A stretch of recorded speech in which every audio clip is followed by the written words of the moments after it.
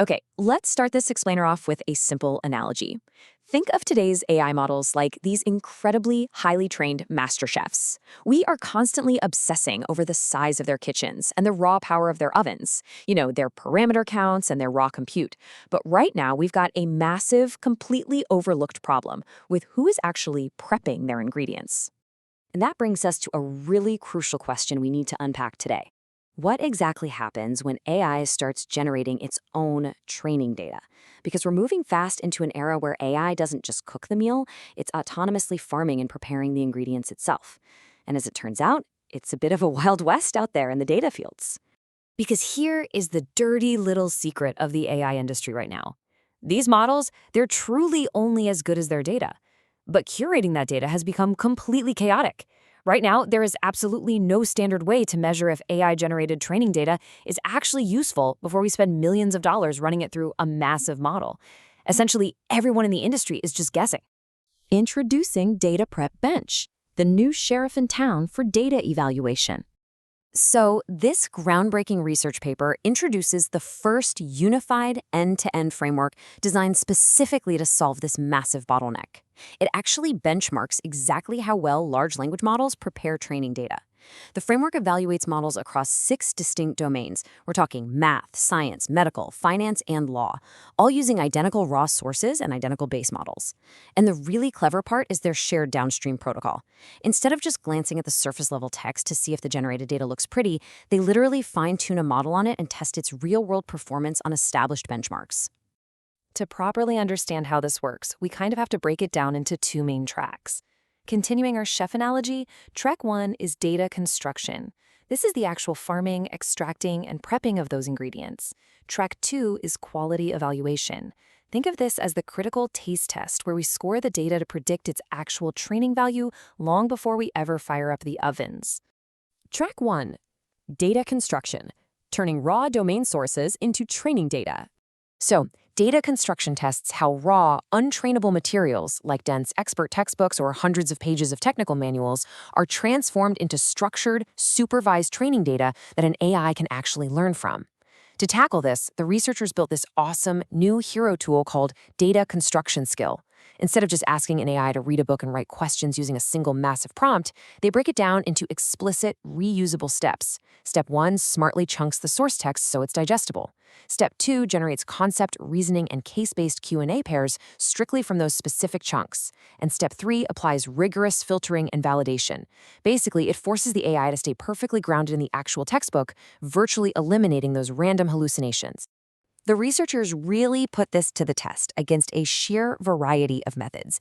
They compared their new skill-guided framework against expert-designed data flow pipelines, basic direct LLM prompting, and standard agent-based methods.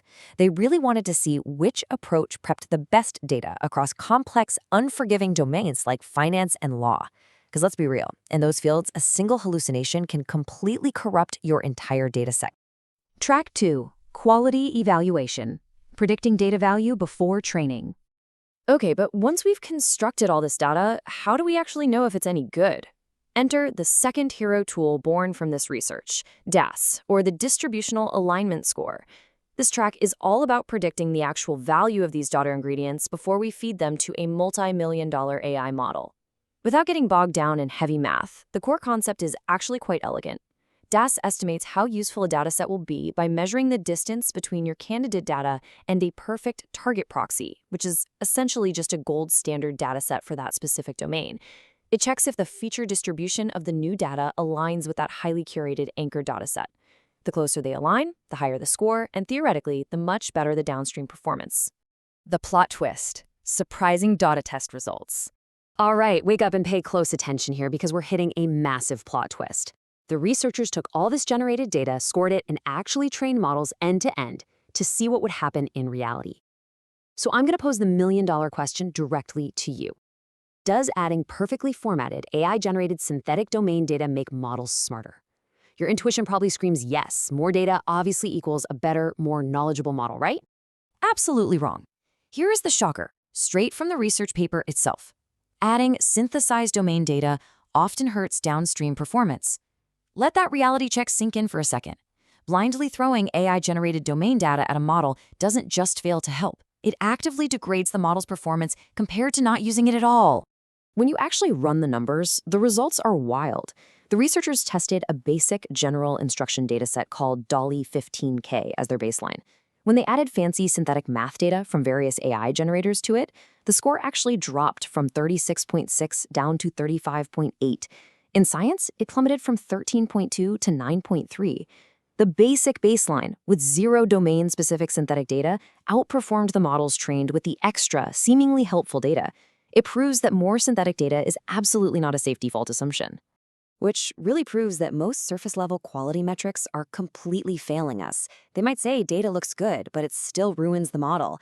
But remember that DAS metric we talked about a minute ago? Well, that's where this number comes in, an R value greater than 0.70.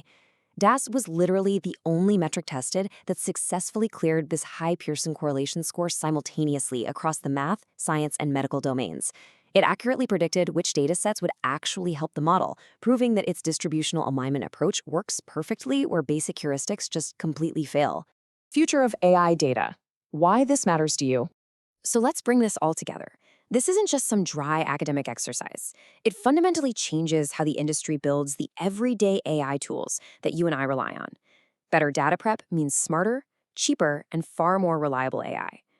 The crucial takeaways break down into 3 key findings. Number 1, synthetic data can actively hurt performance if it's not strictly validated and carefully aligned. Number 2, no single construction method rules them all yet, though that new data construction skill proved highly effective at extracting knowledge in dense domains like finance. And number 3, DAS is currently the single most reliable quality metric we have for predicting a dataset's downstream success before training. Which leaves us with one final kind of provocative thought. If AI still struggles this much to accurately prep, extract, and grade its own training data today, what does the true future of autonomous AI development actually look like? The AI models might be master chefs, but mastering the farm? Well, that is the next great frontier. Thanks for tuning into this explainer, and remember to always keep questioning the data.